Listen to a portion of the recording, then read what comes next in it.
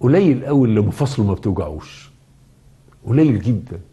يعني لما تروح العيادات هتلاقي معظم المرضى، العيادات اللي هي الممارس العام، الممارس العام اللي لسه هيقول له يروح لمين، يا صداع يا مفاصل. معظم المرضى تشتكي من ايه؟ انا مصدع خالص.